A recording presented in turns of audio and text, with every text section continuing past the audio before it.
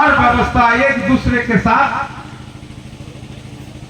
प्रतियोगिता में उतरते हैं और इस प्रतियोगिता क्रम में बहुत आदमी पिछड़ जाते हैं, बहुत आदमी आगे चले जाते हैं, लेकिन समाज का कर्तव्य होता है।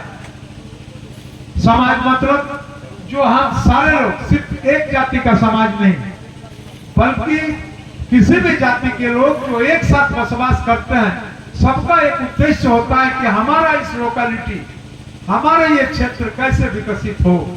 हमारे यहाँ बसे हुए जितने तबके के लोग हैं, आदिवासी, हरिजन, पिछड़ा, अल्पसंख्यक, अगड़ा, सारे लोगों का जो स्थिति और परिस्थिति है, उसको सामंजस्य रूप से लेकर के आगे चलने का ही नाम समाज होता है।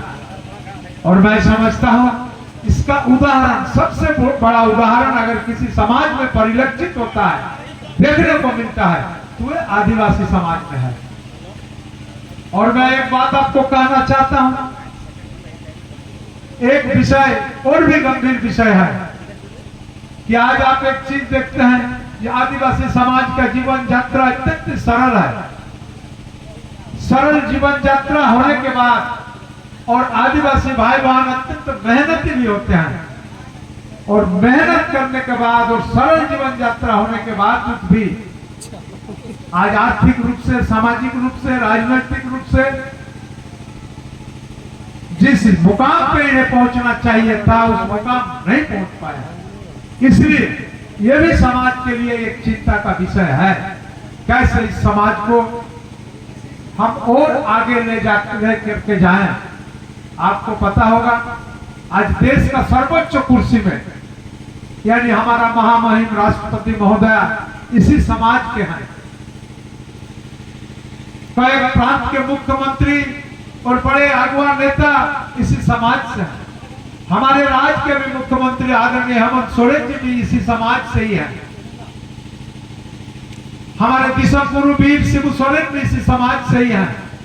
और हमेशा से इनका प्रयास रहा है कैसे समाज को सुधारें, कैसे समाज के लोगों को व्यवस्थित करें, कैसे समाज के लोगों को लेकर के अन्य लोगों की तरह इनको भी लेकर के आगे चलें।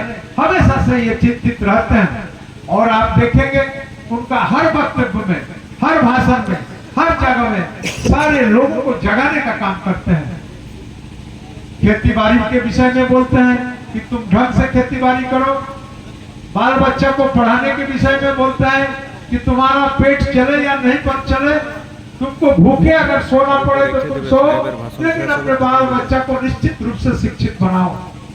इन तमाम विषयों को लेकर के पूरा जीवन भर संघर्ष किए, और आज उसका परिणाम है कि हम लोग